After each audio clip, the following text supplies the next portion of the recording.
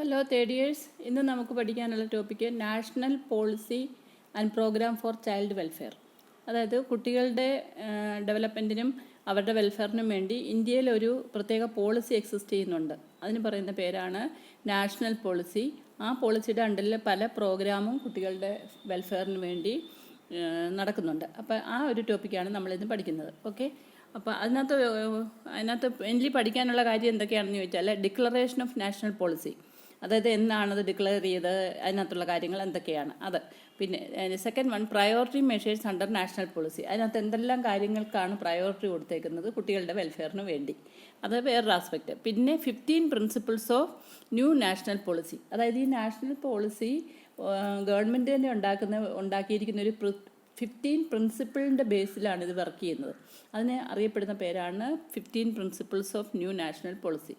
Okay, അപ്പോൾ നമുക്ക് ടോപ്പിക്കിലേക്ക് ഡീറ്റെയിൽഡായിട്ട് പോകാം. ഫസ്റ്റ് ഞാൻ പറഞ്ഞല്ലോ ഇൻട്രഡക്ഷൻ. അതിനകത്ത് പറയുന്നത് എന്തൊക്കെയാണ്, എന്തുകൊണ്ടാണ് ഇങ്ങനെ നാഷണൽ പോളിസി എന്ന് പറയുന്ന ഒരെണ്ണം ഗവൺമെൻറ് കുട്ടികൾക്ക് വേണ്ടി കൊണ്ടുവരാൻ കാരണം എന്താണ്, അതിൻ്റെ പുറകിലുള്ള കാരണങ്ങൾ എന്താണെന്നൊക്കെയാണ് പറയുന്നത്. അതായത് നമ്മൾ കഴിഞ്ഞ ദിവസം അതായത് government of India adopted A solution on national policy for children in August 1974. അതായത് ഓഗസ്റ്റ് 1974 ഗവൺമെൻറ് ഓഫ് ഇന്ത്യ ആദ്യമായിട്ട് കുട്ടികൾക്ക് വേണ്ടി മാത്രം ഇങ്ങനെയൊരു പോളിസി ഇംപ്ലിമെൻ്റ് ചെയ്തത്. ആ പോളിസി എന്ന് പറഞ്ഞാൽ ഒരു പ്രത്യേക സ്റ്റേറ്റിൽ മാത്രമല്ല, ഇന്ത്യയിൽ ആകമാനമുള്ള എല്ലാ സ്റ്റേറ്റിലുമുള്ള കുട്ടികൾക്ക് ആപ്ലിക്കബിളാണ് ഈ national policy for children. Which was adopted or which was enacted in August 1974. പിന്നെ ഇതിൻ്റെ പുറകിൽ പല പല കാരണങ്ങളുണ്ട്. എന്തുകൊണ്ടാണ് ഇങ്ങനെയൊരു നാഷണൽ പോളിസി കുട്ടികൾക്ക് വേണ്ടി കൊണ്ടുവരാൻ കാരണം എന്താണെന്ന്. അതിന് എന്തെങ്കിലും ഇമ്പോർട്ടൻറ്റ് കാര്യം കാണുമല്ലോ. അതിനകത്ത് എന്താണെന്ന് വെച്ചാൽ കുട്ടികൾക്ക് കൂടുതൽ ഇമ്പോർട്ടൻസ് കൊടുക്കണമെന്നുള്ള ഒരു നിലപാടും ഒരു ആസ്പെക്റ്റും എല്ലാവരുടെയും മനസ്സിലുണ്ടായത്. ലോകത്താകമാനം റൈറ്റ് ഫോർ ചിൽഡ്രൻ എന്ന് പറഞ്ഞൊരു കാര്യം ഉണ്ടായത് കഴിഞ്ഞ ദിവസം നമ്മൾ പഠിച്ചു. അതായത് യുണൈറ്റഡ് നേഷൻ ഓർഗനൈസേഷനാണ് കുട്ടികളുടെ അവകാശങ്ങൾ എന്നും പറഞ്ഞുകൊണ്ട് ചില അവകാശങ്ങൾ ഇൻ്റർനാഷണലി അക്സെപ്റ്റ് ചെയ്തു. മനസ്സിലായോ? അതായത് തന്നെയല്ല, children are the supreme asset of the country. അങ്ങനെ എല്ലാ രാജ്യങ്ങളും, ഇന്ത്യയെ പോലെ എല്ലാ രാജ്യങ്ങളും അത് മനസ്സിലാക്കി. എന്താണ് children are the supreme asset of the country. പിന്നെ today's children are tomorrow citizen. അതെല്ലാവർക്കും അറിയാവുന്നതാണ്. ഇന്നത്തെ ചെറിയ ചെറിയ കുട്ടികളാണ് നാളെ ഇന്ത്യൻ പൗരന്മാരാകാനുള്ളവരാണ്. അപ്പോൾ അങ്ങനെ വരുന്നുണ്ടെങ്കിൽ അവർക്ക് ഒരുപാട് കാര്യങ്ങൾ, അവരുടെ ഗ്രോത്ത് ആൻഡ് ഡെവലപ്മെൻറ്റ് കൂടുതൽ ഇമ്പോർട്ടൻസ് കൊടുക്കണം, ഹെൽത്തിന് കൂടുതൽ ഇമ്പോർട്ടൻസ് കൊടുക്കണം, അവരെ ഹെൽത്തി സിറ്റിസൺസ് ആക്കണം. എങ്കിൽ മാത്രമേ അവരുടെ കഴിവുകൾ ഉപയോഗിച്ച് രാഷ്ട്ര നിർമ്മാണത്തിനും രാഷ്ട്രത്തിനും വേണ്ട ഫേവറബിളായിട്ടുള്ള കാര്യങ്ങളും യൂസ്ഫുള്ളായിട്ടുള്ള കാര്യങ്ങൾ ചെയ്യണമെങ്കിൽ നാളത്തെ പൗരന്മാരാണ് ഇന്നത്തെ കുട്ടികൾ.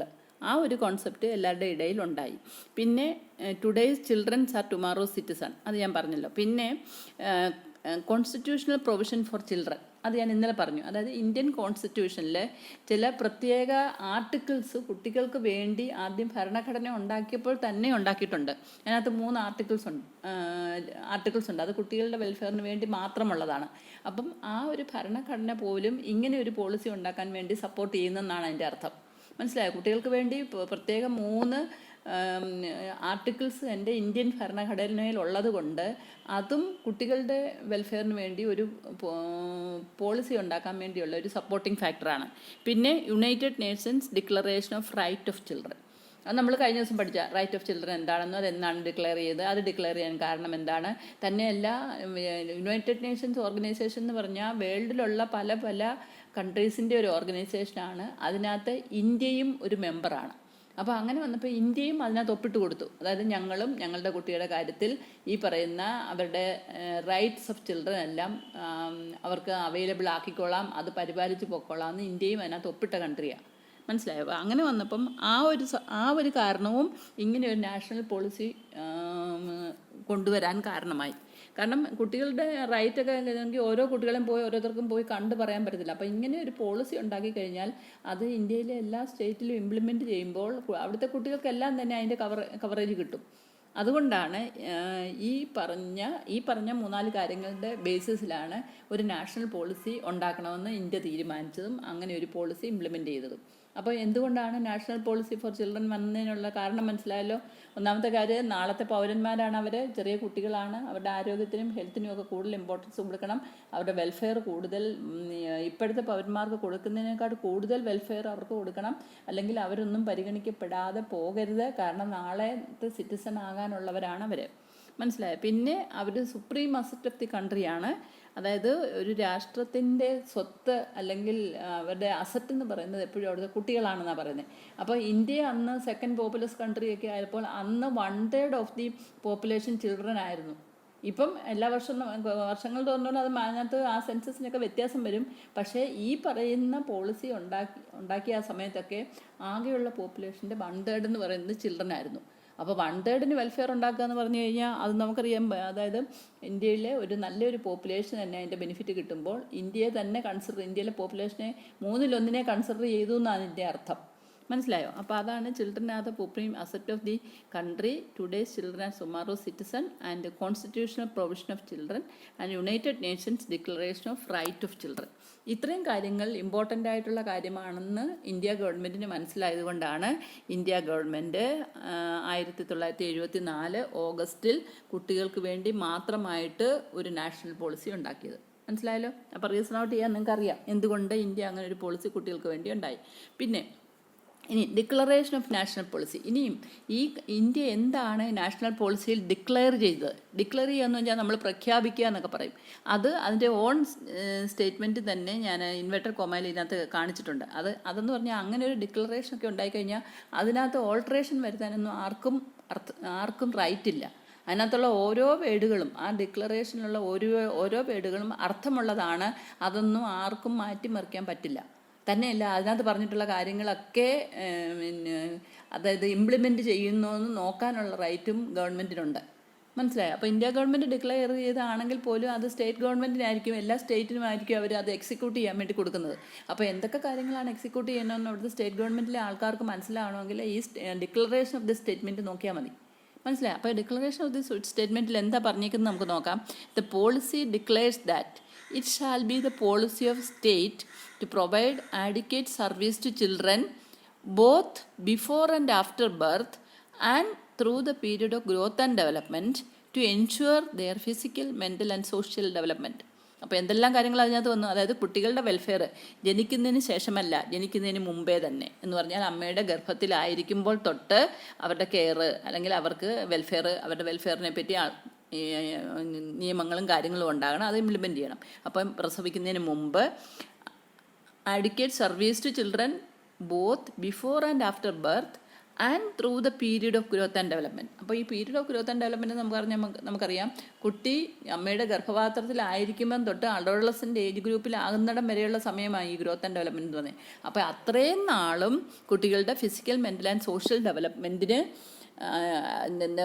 നൽകുക എന്നുള്ളതാണ് ഈ പറയുന്ന പോളിസിയുടെ ഏറ്റവും ഇമ്പോർട്ടൻ്റ് ആയിട്ടുള്ള എയിം. അതാണ് അങ്ങനെ പോളിസി ഡിക്ലെയർ ചെയ്തേക്കുന്നത്. മനസ്സിലായോ? അപ്പം അതിനകത്ത് പിന്നെ അതിനകത്ത് എൻ്റെ സപ്ലിമെൻ്റായിട്ട് ഒരു കാര്യം കൂടെ പറഞ്ഞിട്ടുണ്ട്. അത് ഇതിനകത്ത് ഞാൻ ഇൻക്ലൂഡ് ചെയ്തിട്ടില്ല. That is the state shall progressively increase the scope of service in A reasonable time. അതായത് ഈ കുട്ടികൾക്ക് കൊടുക്കുന്ന സർവീസ് എന്നെങ്കിലും എപ്പോഴെങ്കിലും കൊടുത്താൽ പോരാ, അതിനൊരു ടൈം പ്ലാൻ അവരുണ്ടായിട്ട് ഇന്ന സമയത്തിനകം ഇത്രമാത്രം കാര്യങ്ങൾ ചെയ്തിരിക്കണം എന്നുള്ള ഒരു ടൈം പ്ലാനോടെയാണ് അവരുണ്ടാക്കുന്നത്. അതായത് എന്ന് പറഞ്ഞാൽ that is A state shall progressively increase the scope of service in A reasonable time. മനസ്സിലായോ? അതായത് എപ്പോഴെങ്കിലും സർക്കാർ കാര്യമില്ല എന്നേലും നടന്നാൽ മതി എന്നുള്ളൊരു കാര്യം നോക്കാതെ തന്നെ കുട്ടികളുടെ കാര്യമായതുകൊണ്ട് അതിന് ടൈം റിലേറ്റഡ് ആയിട്ട് ഓരോ പദ്ധതികളുണ്ട്. അത് ഇന്ന സമയം കൊണ്ട് ഇന്ന കാര്യങ്ങൾ കുട്ടികൾക്ക് ചെയ്യണം. അങ്ങനെയുള്ള ഒരു കാര്യമാണ് ഈ പറയുന്ന ഡിക്ലറേഷൻ പോളിസിയിൽ. അതിനകത്ത് അതും കൊണ്ടുവന്നിരുന്നു. So before and after then the state shall progressively increase the scope of service in reasonable time. മനസ്സിലായോ? അത് എത്രയും പേരത്തെ കുട്ടികൾക്ക് വേണ്ടി ചെയ്യും. അത് ടൈം റിലേറ്റഡ് ആയിട്ട്. പിന്നെ development of children is considered as an integral part of national development. അതായത് കുട്ടികളുടെ ഉന്നമനം എന്ന് പറയുന്നത് രാജ്യത്തിൻ്റെ ഉന്നമനത്തിൻ്റെ ഒരു ഭാഗമാക്കി. അതാണ് development of children is considered as an integral part of national development എന്ന് പറയുന്നത്. അപ്പോൾ അത്രമാത്രം പ്രാധാന്യം കുട്ടികളുടെ വെൽഫെയറിന് കൊടുത്തു. അതുകൊണ്ടാണ് അങ്ങനെ ഒരു നാഷണൽ പോളിസി കൊണ്ടുവന്നത്. പിന്നെ policy recognises that nation is responsible for their nurture and solicitude എന്ന് പറഞ്ഞാൽ ഈ കുട്ടികളുടെ ഉന്നമനത്തിനും അവരുടെ വളർച്ചയ്ക്കും അവരുടെ ഗ്രോത്ത് ആൻഡ് ഡെവലപ്മെൻറ്റിനും അവരുടെ എല്ലാ തരത്തിലുള്ള ഉന്നമനത്തിനും ഇമ്പോർട്ടൻ്റ് ആയിട്ടുള്ള ഒരു കാര്യമാണെന്ന് പോളിസി റെക്കഗ്നൈസ് ചെയ്തു. മനസ്സിലായോ? അതുകൊണ്ടാണ് ഡിക്ലറേഷൻ വന്നത്. അപ്പോൾ ഈ ഡിക്ലറേഷനുള്ള കാര്യങ്ങൾ ഇത്രയാണ്. ആദ്യമേ അത് ഡിക്ലറേഷൻ എന്താണെന്ന് പറഞ്ഞു. അത് കഴിഞ്ഞിട്ട് ഡിക്ലറേഷൻ എന്ന് പറഞ്ഞാൽ ഒന്നുകൂടെ ഞാൻ പറയാം. It shall be the policy of the state to provide adequate services to children both before and after birth and through the period of growth and development to ensure their full physical, mental and social development. അതിൻ്റെ കൂടെ ഒരു കാര്യം കൂടെ ഉണ്ട്. The state shall progressively increase the scope of services so that within a reasonable time all the children in the country enjoy optimum condition of his balanced growth. മനസ്സിലായോ? ഇത്രയാണ് ആ ഡിക്ലറേഷനിൽ പറയുന്നത്. സെക്കൻഡ് ആസ്പെക്ട് ഞാൻ ഒന്നുകൂടെ പറയാം. ദ സ്റ്റേറ്റ് ഷാൽ, ഇത് എല്ലാം വളരെ ഡീറ്റെയിൽ ആയിട്ട് സ്ലൈഡിൽ ഇൻക്ലൂഡ് ചെയ്യാൻ പറ്റാത്തതുകൊണ്ട് ഞാൻ ഇമ്പോർട്ടൻറ്റ് പോയിന്റ് അതിനകത്ത് ഇൻക്ലൂഡ് ചെയ്തിട്ട് അപ്പം ഞാൻ എക്സ്പ്ലെയിൻ ചെയ്യുമ്പോൾ അത് ശ്രദ്ധിച്ച് നിങ്ങൾ നോട്ട് ചെയ്തെടുക്കണം. The state shall progressively increase the scope of such services so that within a reasonable time all the children in the country enjoy optimum condition for his balanced growth. അതായത് വളരെ നീട്ടിക്കൊണ്ട് പോകാതെ പെട്ടെന്ന് ചെയ്യണമെന്ന് ഗവൺമെൻറ് തീരുമാനിക്കാൻ ഈ പോളിസിയിൽ കൊണ്ടുവരാനുള്ള കാരണം എന്താണെന്ന് വെച്ചാൽ കഴിയുന്നതും നേരത്തെ കുട്ടികൾ അവരുടെ ബാലൻസ് ഗ്രോത്ത് അക്വയർ ചെയ്യണം. അതാണ് പറയുന്നത്. So that within A reasonable time all the children in the country enjoy optimum condition for his balanced growth. മനസ്സിലായല്ലോ? അപ്പോൾ അതുകൊണ്ടാണ് ഡിക്ലറേഷൻ ഓഫ് പോളിസിയിൽ ഇത്രയും കാര്യങ്ങൾ അവർ ഉൾപ്പെടുത്തിയിരുന്നു. ആ declaration of policy and inverted കോമയിലാണ് ഉള്ളത്. ഓക്കെ. ദെൻ പിന്നെ ഇനി എന്താണ് ഇതിനൊക്കെ അവർ ഉപയോഗിച്ച മെഷേഴ്സ് എന്ന് നോക്കാം. അതായത് ഈ പറയുന്ന പോളിസി ഇംപ്ലിമെൻറ്റ് ചെയ്യാൻ വേണ്ടി the priority measures adopted under the national policy are child health, child nutrition and welfare of handicapped and destitute children. ഇത്രയും കാര്യങ്ങൾ ഇമ്പോർട്ടൻസ് കൊടുത്തു. എന്തിനൊക്കെയാണ്? The priority measures adopted under the national policy are child health, കുട്ടികളുടെ ആരോഗ്യം, child nutrition, കുട്ടികൾക്ക് പോഷക ആഹാരം കൊടുക്കുക എന്നുള്ള endeavour, and welfare of handicapped children. അതായത് അംഗവൈകല്യമുള്ളവർക്കോ ഡെസ്റ്റിറ്റ്യൂട്ട്സ് പോലെയുള്ള ആൾക്കാർക്കൊക്കെ കൂടുതൽ പരിഗണന കൊടുത്ത് അവരെ പരിപോഷിപ്പിക്കുക. അതായിരുന്നു ഏറ്റവും ഇമ്പോർട്ടൻ്റ് ആയിട്ടുള്ള ഒരു പ്രയോറിറ്റി മെത്തേഡ്. പിന്നെ A high level national children board with the prime minister as chairman was established for this purpose. അതായത് ഈ ഒരു പർപ്പസിന് വേണ്ടി നമ്മുടെ പ്രൈം മിനിസ്റ്ററായിട്ടുള്ള ആളിനെ ചെയർമാൻ ആക്കിക്കൊണ്ട് ഒരു നാഷണൽ ചിൽഡ്രൻ ബോർഡ് എന്ന് പറയുന്ന ഒരു പ്രത്യേക ഓർഗനൈസേഷൻ ഉണ്ടാക്കി. That is called a high level national children board. അത് ഹൈ ലെവലാണ്, കാരണം അത് ഇന്ത്യൻ പ്രധാനമന്ത്രിയായിരുന്നു അതിൻ്റെ ചെയർമാനായിട്ട് വന്നത്. മനസ്സിലായോ? അപ്പോൾ കുട്ടികൾക്ക് അത്രമാത്രം ഇമ്പോർട്ടൻസ് അവർ കൊടുത്തു എന്ന് അതിൻ്റെ അർത്ഥം. അതായത് high level national children board with prime minister as chairman was established for this purpose. മനസ്സിലായോ? പിന്നെ ഇനി ഇതിനകത്തുള്ള ഞാൻ പറഞ്ഞത് 15 principles of national policy for children.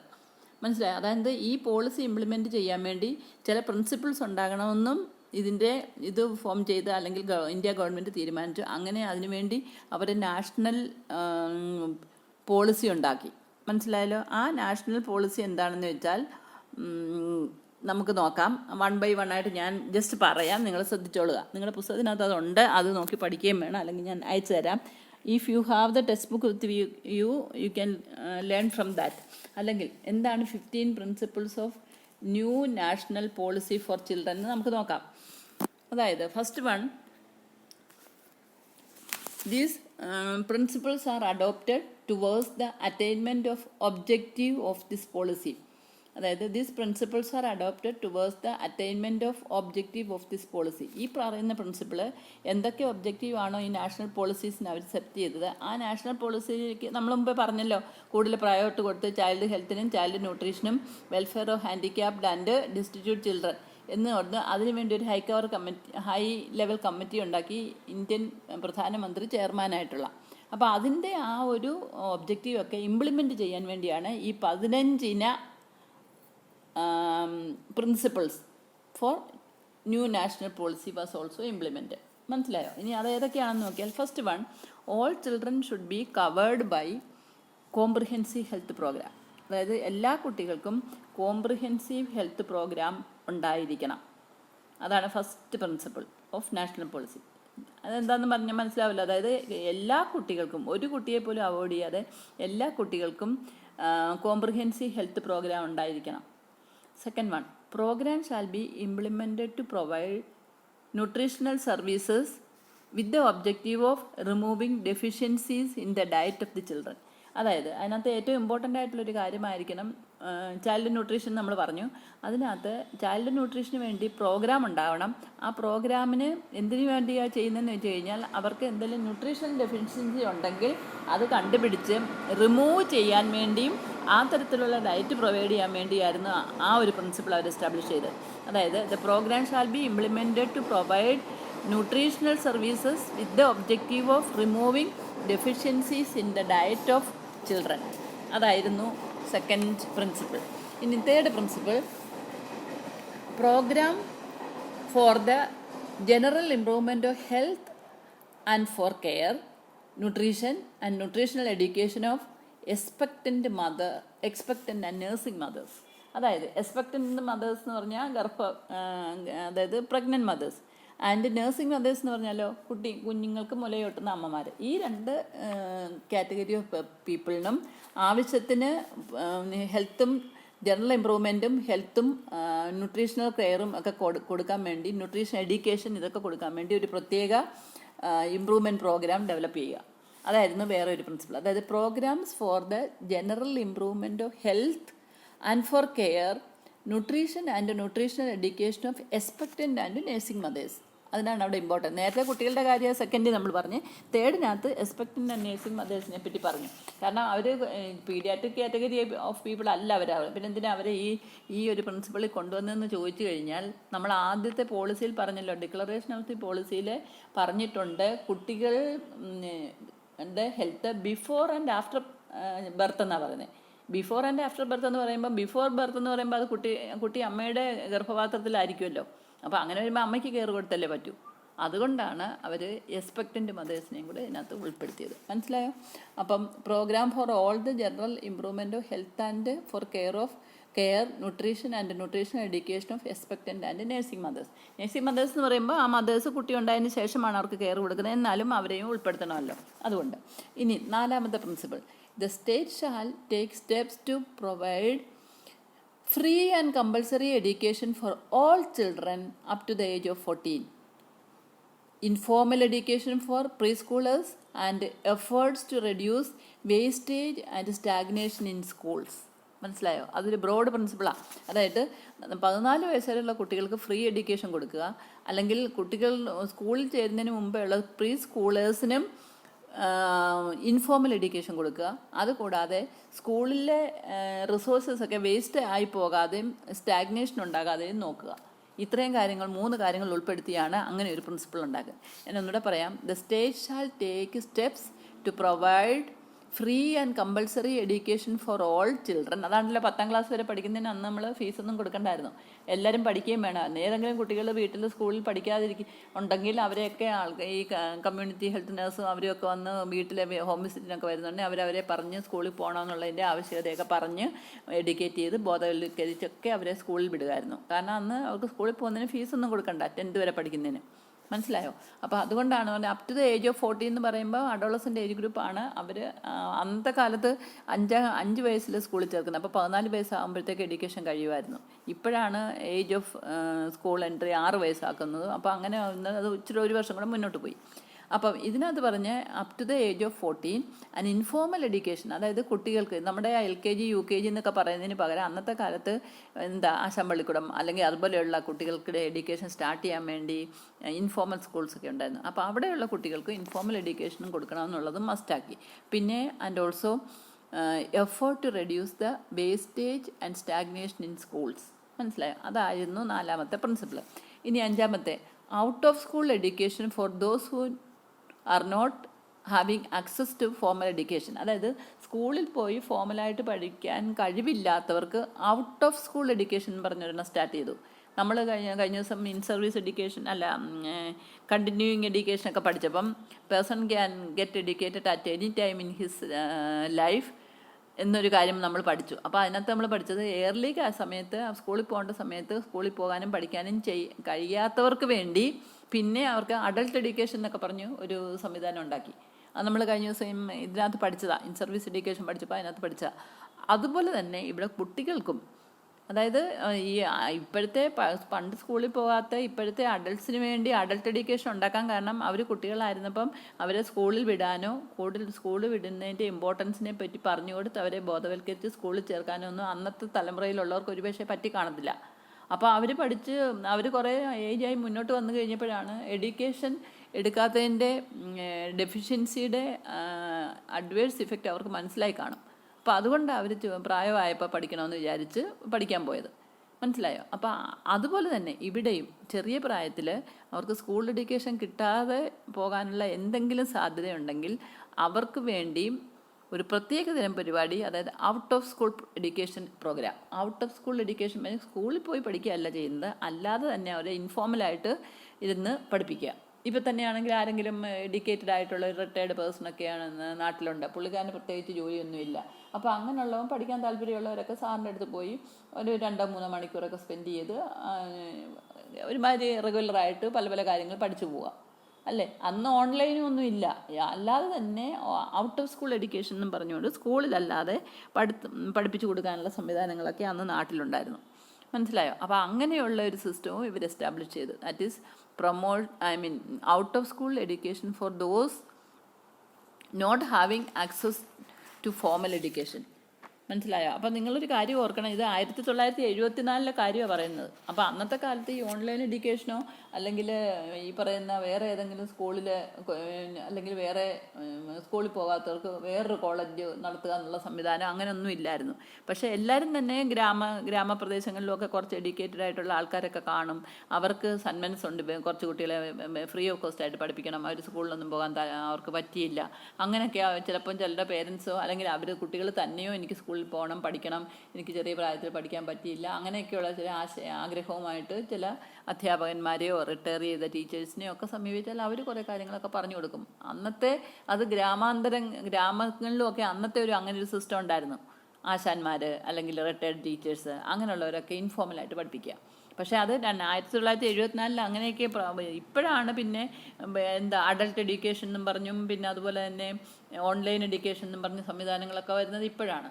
പണ്ട് അങ്ങനെയൊന്നും ഇല്ലായിരുന്നല്ലോ. 1974 ഇത് ഇംപ്ലിമെൻറ്റ് ചെയ്തതെന്ന് ഓർക്കണം.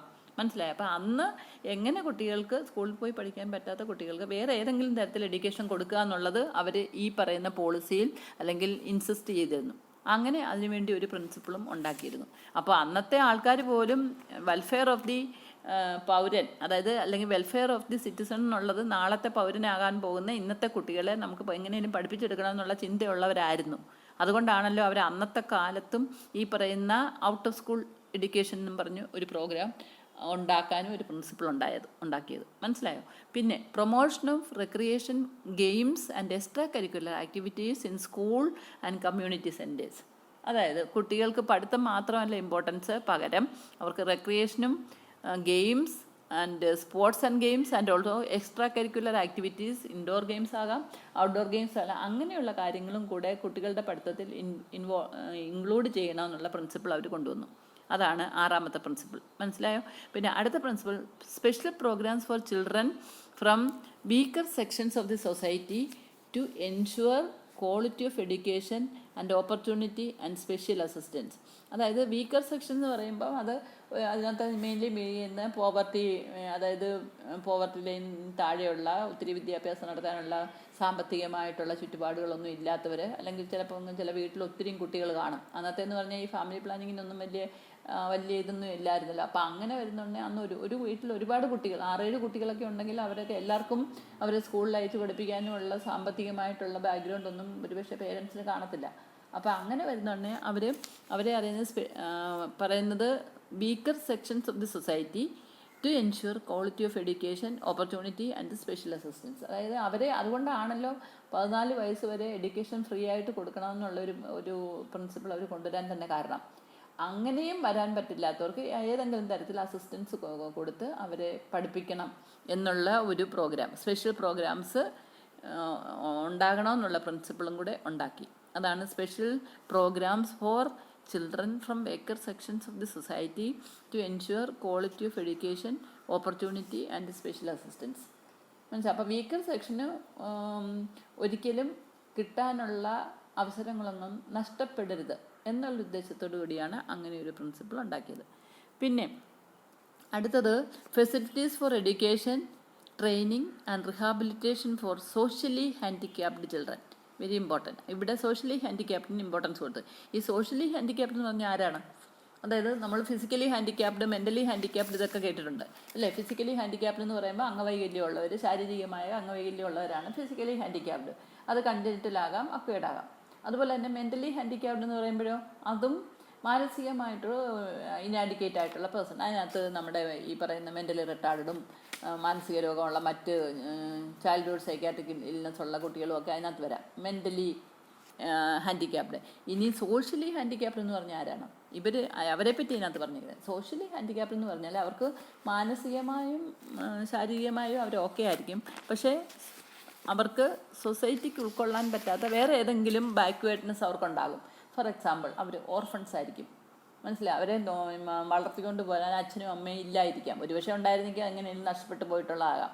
അല്ലെങ്കിൽ അച്ഛനും അമ്മയും ആരാണെന്ന് അറിയാത്ത കുട്ടികളില്ലേ? അതായത് ഇല്ലെജിറ്റിമേറ്റ് ആയിട്ടുള്ള റിലേഷൻഷിപ്പിൽ കൊടുക്കെ ഉണ്ടാകുന്ന കുട്ടികൾ ഒരുപക്ഷെ അവർക്ക് അറിയത്തില്ലായിരിക്കും അച്ഛൻ ആരാ അമ്മ ആരാണെന്ന് അറിയില്ലായിരിക്കും. പിന്നെ ഏതെങ്കിലുമൊക്കെ നാച്ചുറൽ കലാമിറ്റീസിന് ഒക്കെ അടിമകളായിട്ട് അച്ഛനും അമ്മയും നഷ്ടപ്പെട്ടു പോകുന്നവർ, അവർക്കും അറിയത്തില്ല അവരെങ്ങനെ ജീവിക്കണം, ആരാണ് അവരെ വളർത്തേണ്ടത്. അങ്ങനെ പിന്നെ വേറെ ചില അതായത് വൈകല്യമുള്ളവരുണ്ട്. അതായത് ഓർഫൺസ്, പിന്നെ ചിൽഡ്രൻ ഓഫ് പ്രോസ്റ്റിറ്റ്യൂട്ട് മദേഴ്സ്, പിന്നെ ഒത്തിരി പോവർട്ടി, വളരെ പുവറായിട്ടുള്ള ഫാമിലിയിലെ കുട്ടികൾ, അവർക്കും അച്ഛനും അമ്മയ്ക്കും ജോലി ഉണ്ടാകത്തില്ല, അവർക്ക് സാമ്പത്തികമായിട്ടൊന്നും കാണത്തില്ല. അങ്ങനെയുള്ളവരും ഈ സോഷ്യലി ഹാൻഡിക്യാപ്ഡിൽ വരാം.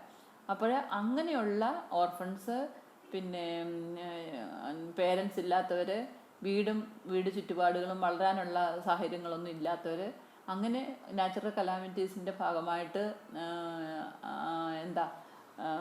അനാഥരായവർ, അങ്ങനെയൊക്കെ ഒരുപാട് കാറ്റഗറി ഉണ്ട്. അവരെയാണ് നമ്മൾ സോഷ്യലി ഹാൻഡിക്യാപ്ഡ് എന്ന് പറയുന്നത്. അപ്പോൾ അങ്ങനെയുള്ളവർക്കും പഠിക്കാനുള്ള സൗകര്യം കൊടുക്കുക. That is facilities for education, training and rehabilitation of socially handicapped children. പിന്നെ അടുത്തത് protection for children against neglect, cruelty and exploitation. അതായത് ഈ പറയുന്ന 3 കാര്യങ്ങൾ. നെഗ്ലക്റ്റ് ചെയ്യുക എന്ന് പറഞ്ഞു കഴിഞ്ഞാൽ ഒരുപക്ഷെ അവർ അച്ഛനും അമ്മയും ഉണ്ടായിരിക്കും, ഒരുപക്ഷെ അവരെ നോക്കാൻ താല്പര്യമില്ല, അവരെ കളഞ്ഞിട്ട് പോവുക, ഇട്ടിട്ട് പോവുക, അങ്ങനെയൊക്കെ കേട്ടിട്ടുണ്ടല്ലോ നമ്മൾ പത്രത്തിലൊക്കെ. ഈ അടുത്ത കാലത്ത് ഒരു സ്ത്രീ എൻ്റെ കുട്ടിയെ ഒരു കടൽ ഭിത്തിയിൽ ഇടിച്ചു കൊന്നെന്നൊക്കെ പറഞ്ഞ് നമ്മൾ പത്രത്തിൽ വായിച്ചു. അതെ, അങ്ങനെയുള്ള അബ്നോർമൽ മൈൻഡുള്ള പേരൻസും ഒക്കെ ഉണ്ടാകാം. അല്ലെങ്കിൽ പിന്നെ ഒരുപക്ഷെ ഇല്ലെജിറ്റിമേറ്റ് പ്രഗ്നൻസിയാണ്, അത് മറ്റുള്ളവർ അറിയരുത് എന്നും പറഞ്ഞ് കുട്ടികളെ കൊണ്ട് അവിടെ ഇവിടെയൊക്കെ കൊണ്ട് കളഞ്ഞിട്ട് പോകുന്നവരില്ലേ ഉണ്ടല്ലോ. അങ്ങനെ കുട്ടികളെ കൊല്ലുന്നവർ, അവരെ അപായപ്പെടുത്തുന്നവർ, അല്ലല്ലോ ക്രൂവലായിട്ട് ബിഹേവ് ചെയ്യുന്നവർ. അന്ന് നമ്മൾ ഞാൻ കുറച്ച് മുമ്പേ പറഞ്ഞ കാര്യം, അവർക്ക് കുട്ടിയെ കൊണ്ട് കൊന്ന എന്തിനാന്ന് ചോദിച്ചാൽ അവർക്ക് വേറെ ആരുമായിട്ടും അഫെയർ ഉണ്ടായിരുന്നു. ആ അഫെയർ നിലനിർത്തിക്കൊണ്ട് പോകണമെങ്കിൽ ഈ കുട്ടി ഒരു പ്രശ്നമാകുമെന്ന് അവർക്ക് തോന്നിയുകൊണ്ട് ആ മനുഷ്യൻ്റെ സപ്പോർട്ടോടു കൂടിയാണ് ഈ സ്ത്രീ കുട്ടിയെ കടൽ ഭിത്തിയിൽ എറിഞ്ഞു കൊന്നെന്നൊക്കെയാണ് നമ്മൾ പത്രത്തിൽ ഈ കഴിഞ്ഞ 1 മാസം കണ്ടേ ആയുള്ളൂ പത്രത്തിലൊരു വാർത്ത വന്നത്. അങ്ങനെ എത്രയോ വാർത്തകൾ നമ്മൾ കേൾക്കുന്നു, വായിക്കുന്നു അല്ലേ? അപ്പം അങ്ങനെയുള്ളപ്പോൾ കുട്ടികളോട് ക്രൂവൽറ്റി ചെയ്യുക, നെഗ്ലക്റ്റ് ചെയ്യുക, അല്ലെങ്കിൽ എക്സ്പ്ലോയിറ്റ് ചെയ്യുക എന്നൊക്കെയുള്ള സാധാരണ സംഭവം ഇപ്പോൾ പബ്ലിക്കിൽ. ചിലപ്പോൾ ഇല്ലേ ചില അമ്മമാർ വേറൊരാൾക്ക് ഇഷ്ടമാണെങ്കിൽ ഈ കുട്ടികളെ പറ്റി കൺസിഡർ ചെയ്യാതെ അവരെ നോക്കാതെ അങ്ങ് ഉപേക്ഷിച്ചിട്ട് വേറൊരാളുടെ കൂടെ പോവുക. അല്ലെങ്കിൽ അച്ഛനാണെങ്കിൽ ഭാര്യയും അല്ലെങ്കിൽ അവർക്ക് മക്കളും ഉണ്ടെങ്കിൽ അവരെ നോക്കാതെ തന്നെ അവരെ കളഞ്ഞിട്ട് പോവുക. ഈ കഴിഞ്ഞ ദിവസം ഇപ്പം ഇന്നലെ മെനഞ്ഞാന്ന് കണ്ടിട്ടില്ല, 3 കുട്ടികളെ അമ്മ കെട്ടിത്തൂക്കിയിട്ട് അമ്മയെ ആത്മഹത്യ ചെയ്തെന്നൊക്കെ പറഞ്ഞൊരു ഇഷ്യൂ ഇന്ന് കഴിഞ്ഞ ദിവസം വന്നില്ലേ? അപ്പോൾ അതിനകത്തൊക്കെ എന്തെങ്കിലുമൊക്കെ ഫാമിലി പ്രോബ്ലം ഉണ്ടെങ്കിൽ അങ്ങനെയുള്ളപ്പോൾ ക്രൂവൽറ്റി കുട്ടികളോട് കാണിക്കാം, അല്ലെങ്കിൽ നെഗ്ലക്റ്റ് കാണിക്കാം, അല്ലെങ്കിൽ അവരെ എക്സ്പ്ലോയിറ്റ് ചെയ്യാം. എക്സ്പ്ലോയിറ്റ് ചെയ്യുന്ന വെച്ചാൽ മുതലെടുക്കുക. അത് പലതരത്തിലുള്ള ശാരീരികമായ മുതലെടുപ്പോ അല്ലെങ്കിൽ മാനസികമായ മുതലെടുപ്പോ ഒക്കെ ആകാം. അങ്ങനെയൊക്കെ സംഭവിക്കാൻ പാടില്ല. അതിനു വേണ്ടിയുള്ള പ്രിൻസിപ്പിൾസ് കൊണ്ടുവന്നു. That is to protect the children against neglect, cruelty and exploitation. Okay, അപ്പോൾ അതും വേറൊരു പ്രിൻസിപ്പിളാണ്. ഓക്കെ, പിന്നെ no child under 14 years shall be permitted to engage in any hazardous occupation or heavy work. അത് കഴിഞ്ഞ ദിവസം ഞാൻ അതായത് നമ്മൾ ചിൽഡ്രൻ ആക്റ്റിലൊക്കെ പഠിച്ചു, അതായത് ഡിഫറെൻറ്റ് ലോസ് ഇൻ എണ്ണം പഠിച്ചല്ലോ. അതിനകത്ത് നമ്മൾ ലേബർ പ്രൊഹിബിഷൻ ആക്ട് എന്നും പറഞ്ഞൊരെണ്ണം പഠിച്ചില്ലയോ? കുട്ടികളുടെ ലേബർ ആക്ടിനകത്ത് അവർക്ക് 14 വയസ്സിൽ താഴെയുള്ളപ്പം ചില കാര്യങ്ങളിലൊന്നും അവരെ ഇൻവോൾവ് ചെയ്യാൻ പാടില്ല, ചില പ്രോസസ്സിൽ. അത് നമ്മൾ വിട്ട് എണ്ണി പറഞ്ഞു. അതായത് ഇന്ന ജോലികൾ ചെയ്യിക്കാൻ പാടില്ല, ഇന്ന പ്രൊസീജിയേഴ്സ് അവരെ ഇൻവോൾവ് ചെയ്യിക്കാൻ പാടില്ല. അതായത് cement making, soap making, slate pencil making, അങ്ങനെ ഒരുപാട് പ്രൊസീജിയർ പറഞ്ഞു. പിന്നെ റെയിൽവേയിൽ പോലുള്ള സെൻട്രൽ ഗവൺമെൻറ് സ്ഥാപനങ്ങളുടെ ജോലി, railway construction, railway road construction, ഇങ്ങനെയുള്ളതിലൊന്നും തന്നെ അവരെ ഇൻവോൾവ് ചെയ്യാൻ പാടില്ല. ഹെവി മെറ്റൽ, അങ്ങനെ ഒത്തിരി കാര്യങ്ങളിൽ നിന്ന് അവരെ പരിരക്ഷ കൊടുക്കണം എന്ന് പറഞ്ഞ് നമ്മൾ ചൈൽഡ് ലേബർ ലോയിൽ കഴിഞ്ഞ ദിവസം പഠിച്ചു.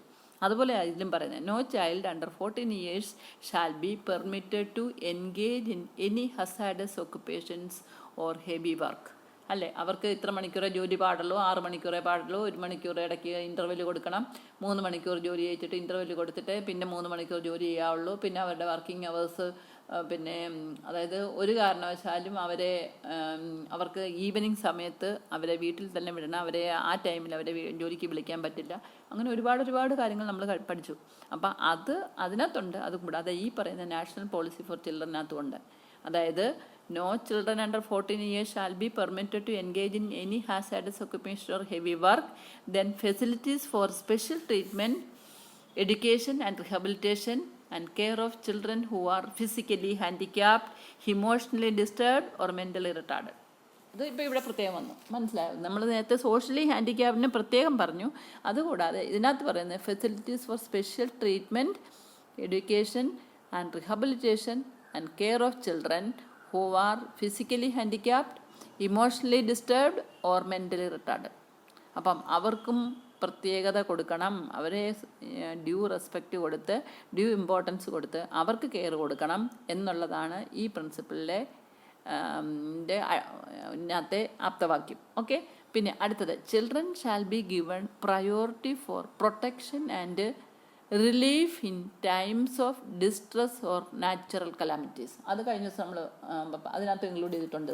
അതായത് ഒരു നാച്ചുറൽ കലാമിറ്റീസ് വരുമ്പോൾ എപ്പോഴും അവർക്ക് റിലീഫ് കൊടുക്കുന്ന കാറ്റഗറിയിൽ ഏറ്റവും ഫസ്റ്റ് പ്രൈമറി ഇമ്പോർട്ടൻസ് കൊടുക്കേണ്ടത് കുട്ടികൾക്കാണെന്ന്. അതായത് children should be given the priority for protection and relief in times of distress or national calamities. അതായത് നാഷണൽ കലാമിറ്റീസ്, അതായത് നമ്മുടെ കഴിഞ്ഞ പ്രാവശ്യം ഉണ്ടായാലും പ്രളയം, അല്ലെങ്കിൽ വെള്ളപ്പൊക്കം, എർത്തുകേക്ക്, അല്ലെങ്കിൽ ചുഴലിക്കാറ്റ്, അല്ലെങ്കിൽ എന്തെങ്കിലും ഡ്രോട്ട്, അതായത് വരൾച്ച, അതുപോലെ തന്നെ യുദ്ധം, അല്ലേ? അങ്ങനെ ഓരോരോ കാര്യങ്ങൾ, ഓരോ നാച്ചുറൽ കലാമിറ്റീസ് റീജിയണലാകാം, നാഷണലൈസ്ഡ് ആകാം, എങ്ങനെ വന്നാലും അവരെ റിലീവ് ചെയ്യുമ്പോൾ കുട്ടികൾ എന്നുള്ള റിലീഫ് കൊടുക്കുമ്പോൾ കുട്ടികൾ എന്നുള്ള കാറ്റഗറിക്ക് വേണം ഫസ്റ്റ് പ്രയോറിറ്റി കൊടുക്കാനുള്ള പ്രിൻസിപ്പിൾ. ഓക്കെ, അതും വേറൊരു പ്രിൻസിപ്പിളായിരുന്നു. പിന്നെ പറയുന്നത് special program shall be formulated to support, encourage and assist gifted children belonging to the weaker sections of the society. അതായത് വീക്കർ സെക്ഷൻസ് ഓഫ് ദി സൊസൈറ്റിയിലുള്ളവരാണെങ്കിൽ പോലും എന്തെങ്കിലുമൊക്കെ പ്രത്യേക കഴിവുള്ള കുട്ടികളുണ്ടാകാം. ഇപ്പം ജന്മനാ കഴിവുള്ള, അതായത് പെയിൻറ്റ് ചെയ്യാനോ, അല്ലെങ്കിൽ പടം വരയ്ക്കാനോ, അല്ലെങ്കിൽ ആർട്ടിസ്റ്റിക്കലായിട്ട് പല കാര്യങ്ങൾ ഉണ്ടാക്കാനോ, എഴുതാനോ, സാഹിത്യപരമായിട്ടുള്ള കാര്യങ്ങളോ, അല്ലെങ്കിൽ സ്പോർട്സിലോ, അങ്ങനെ എന്തെങ്കിലും ഗിഫ്റ്റഡ് ആയിട്ടുള്ള കുട്ടികൾ, ജന്മനാ തന്നെ ഗിഫ്റ്റഡ് ആയിട്ടുള്ള കുട്ടികൾ ആരെങ്കിലും ഈ വീക്കർ സെക്ഷൻ ഉണ്ടെങ്കിൽ പോലും അവരെ കണ്ടുപിടിച്ച് തിരിച്ചറിഞ്ഞ് അവർക്ക് സ്പെഷ്യൽ എൻകറേജ്മെൻറ്റും അവരുടെ ഗ്രോത്തിന് വേണ്ടിയുള്ള എല്ലാ കാര്യങ്ങളും ഒരുക്കണം. മനസ്സിലായില്ല? അവർ പൂറായി പോയതുകൊണ്ട് അവർക്ക് ജന്മനാ കിട്ടിയിരിക്കുന്ന അവരുടെ ഒരു കഴിവിനെ ഡിസ്കാർഡ് ചെയ്യാനും കൺസിഡർ ചെയ്യാനും, ഡിസ്കാർഡ് ചെയ്യാൻ പാടില്ല. അത് കൺസിഡർ ചെയ്ത് അത് പരിപോഷിപ്പിക്കണം. അതാണ് പറയുന്നത് special program can be formulated to support, encourage and assist gifted children belonging to the weaker sections of the society. അത് വേറൊരു പ്രിൻസിപ്പിളാണ്. ഓക്കെ, അപ്പം പിന്നെ paramount consideration to the interest of the children in all legal disputes. അതായത് ഏതെങ്കിലും കാരണത്തിൽ കുട്ടികൾ വല്ല കേസിലും അകപ്പെട്ടാൽ, അതായത് പലതും സംഭവിക്കാം, അല്ലേ? നമ്മളിപ്പം റോഡിലിറങ്ങി യാത്ര ചെയ്യുമ്പോഴാണെങ്കിലും വണ്ടി ഇടിച്ച് കേസ് ഉണ്ടാകുക, അല്ലെങ്കിൽ തന്നെ വേറെ അവരെ മാൽട്രീറ്റ് ചെയ്യുന്ന കേസ് ഉണ്ടാകുക. കുട്ടികൾക്ക് അന്യായമായി കുട്ടികളോട് ഏതെങ്കിലും ഒരു എൻകൗണ്ടർ വന്നാൽ അവരെ ഒരു കേസിൽ പെട്ടുപോയാൽ ആ കേസിനും കുട്ടികളുടെ കേസിന് ഫസ്റ്റ് പ്രയോറിറ്റി അല്ലെങ്കിൽ ഇമ്പോർട്ടൻറ്റ് പ്രയോറിറ്റി കൊടുക്കണം. അതായിരുന്നു വേറൊരു പ്രിൻസിപ്പിൾ. അതായത് paramount consideration to the interest of the children in case in all disputes. അതുകളുടെ കുട്ടികളുടെ ഇപ്പം തന്നെ ഞാൻ ചോദിക്കട്ടെ, ഇപ്പം അച്ഛനും അമ്മയും തമ്മിൽ എന്തോ പ്രോബ്ലം ഉണ്ട്, അവർക്ക് കുട്ടികളും ഉണ്ടെന്നിരിക്കട്ടെ. ഓക്കെ, അപ്പോൾ അവർ സെപ്പറേറ്റഡ് ആകാൻ തീരുമാനിച്ചു, അല്ലെങ്കിൽ ഡൈവോഴ്സ്ഡ് ആകാൻ തീരുമാനിച്ചു എന്നിരിക്കുമ്പോൾ കോടതിയിൽ ചെല്ലുമ്പോൾ കുട്ടികളോടാണ് കോടതി ചോദിക്കുന്നത്, നിങ്ങൾ ആരുടെ കൂടെ നിൽക്കണം? അച്ഛൻ്റെ കൂടെ പോകാനാണോ ഇഷ്ടം, അമ്മയുടെ കൂടെ പോകാനാണോ ഇഷ്ടം എന്ന് കോടതി അവരോട് ചോദിക്കും. കാരണം ആ കുട്ടികളുടെ ഇൻട്രസ്റ്റിനാണ് അവിടെ കൂടുതൽ ഇമ്പോർട്ടൻസ് കൊടുക്കുന്നത്. അതുകൊണ്ടാണ് കോടതി അങ്ങനെ ഒരു നിയമം വരെ ഉണ്ടാക്കിയിട്ടുണ്ട്. മനസ്സിലായോ? അപ്പോൾ അതുകൊണ്ട് എപ്പോഴും കുട്ടികൾ ഇൻവോൾവ് ചെയ്തേക്കുന്ന ഒരു കേസിലെല്ലാം കുട്ടികളുടെ ഇൻട്രസ്റ്റിനാണ് എപ്പോഴും പ്രയോറിറ്റി കൊടുക്കുന്നത്. ഓക്കെ, പിന്നെ അടുത്തത് എഫേർട്സ് ഷുഡ് ബി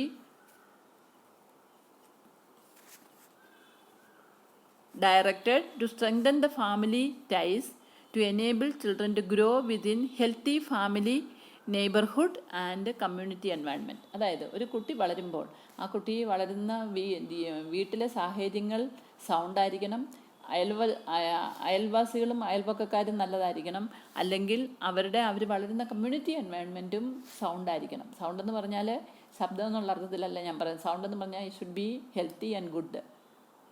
മനസ്സിലായോ? അപ്പോൾ അങ്ങനെയുള്ള സാഹചര്യത്തിൽ വേണം കുട്ടികൾ വളർന്നു വരാൻ. അതിനു വേണ്ടിയുള്ള സൗകര്യങ്ങളുണ്ടോ, അതിനു വേണ്ടിയുള്ള സൗകര്യങ്ങൾ പ്രൊവൈഡ് ചെയ്യുക എന്നുള്ളതും അതായത് പേരൻസിൻ്റെയും മറ്റാൾക്കാരുടെയും ഇമ്പോർട്ടൻറ്റ് ചുമതലയിൽപ്പെടുത്തും. അപ്പോൾ അതിനു വേണ്ടിയുള്ള പ്രിൻസിപ്പിൾസും ഇതിനകത്ത് പറഞ്ഞിട്ടുണ്ട്. അതാണ് effort should be directed to strengthen family ties.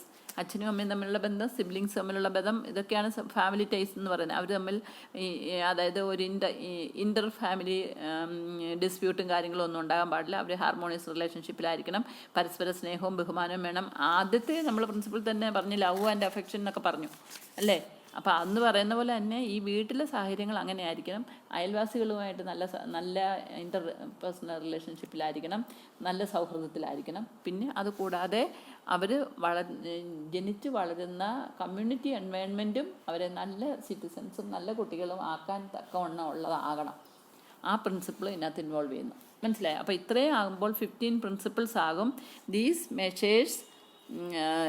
Measures are also known as the 15 principles of India's new national policy for children.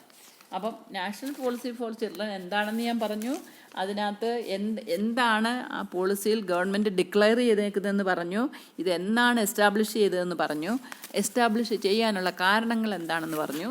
അത് കഴിഞ്ഞിട്ട് എന്തൊക്കെ പ്രയോറിറ്റിയാണ് ഈ പറയുന്ന നാഷണൽ പോളിസി ഫോർ ചിൽഡ്രനിൽ കൊടുത്തിരിക്കുന്നതെന്ന് പറഞ്ഞു. പിന്നെ ഏതൊക്കെ പ്രിൻസിപ്പിൾസിൻ്റെ അതായത് ഇതിൻ്റെ പുറകിൽ 13 പ്രിൻസിപ്പിൾസ് എസ്റ്റാബ്ലിഷ് ചെയ്തിട്ടുണ്ടെന്നും ആ പ്രിൻസിപ്പിൾസിൻ്റെ ലക്ഷ്യം എന്താണ്, അതായത് to attain the objectives of national policy for children, അതാണ് അതിൻ്റെ ഒബ്ജക്റ്റീവ്. അപ്പോൾ ഈ ഒബ്ജക്റ്റീവ് എസ്റ്റാബ്ലിഷ് ചെയ്യണമെങ്കിൽ, അത് നേടിയെടുക്കണമെങ്കിൽ ഇതിൻ്റെ പുറകിൽ പ്രവർത്തിക്കുന്ന 15 പ്രിൻസിപ്പിൾസ് ഉണ്ട്. ഈ 15 പ്രിൻസിപ്പിൾസും ഏതൊക്കെയാണെന്ന് ഞാൻ പറഞ്ഞു. അത് ആരെയൊക്കെ പട്ടയം ചെയ്യുന്നതാണെന്ന് പറഞ്ഞു. അതിനകത്ത് പറയുന്നത് എക്സ്പെക്റ്റൻറ്റ് മദേഴ്സിനെ പറ്റി പറഞ്ഞു, ബ്രസ്റ്റ് ഫീഡിങ് മദേഴ്സിനെ പറ്റി പറഞ്ഞു, പിന്നെ അംഗവൈകല്യമുള്ള ഫിസിക്കൽ അംഗവൈകല്യമുള്ള മെൻ്റലി അംഗവൈകല്യമുള്ള കുട്ടികളെ പറ്റി പറഞ്ഞു. പിന്നെ അതുകൂടാതെ സോഷ്യലി റിട്ടാർഡഡ് കുട്ടികളെ പറ്റി പറഞ്ഞു അല്ലേ. പിന്നെ അതുകൂടാതെ അവരെ ജോലിക്ക് വിടുമ്പോൾ ഏതൊക്കെ ജോലികൾ അവരെ കൊണ്ട് ചെയ്യിക്കാൻ പാടില്ല എന്ന് പറഞ്ഞു. പിന്നെ അവർ വളരുന്ന സാഹചര്യം, അതായത് വീട്ടിലെ സാഹചര്യമായാലും ആ ഒരു കമ്മ്യൂണിറ്റിയിലെ സാഹചര്യം, അയൽവാസികളുടെ ഇൻഫ്ലുവൻസ്, ഇതെല്ലാം പറഞ്ഞു. പിന്നെ അതുകൂടാതെ അവർക്ക് ന്യൂട്രീഷണൽ കാര്യങ്ങളിൽ എന്തെല്ലാം ശ്രദ്ധിക്കണമെന്ന് പറഞ്ഞു. അതായത് ഡെഫിഷ്യൻസി ഡിസീസ് ഒന്നും ഉണ്ടാകാൻ പാടില്ല, ഗ്രോത്ത് ആൻഡ് ഡെവലപ്മെൻറ്റ് വേണ്ട പ്രോട്ടീൻ അങ്ങനെയുള്ള കാര്യങ്ങളൊക്കെ അവർക്ക് കൊടുക്കണം.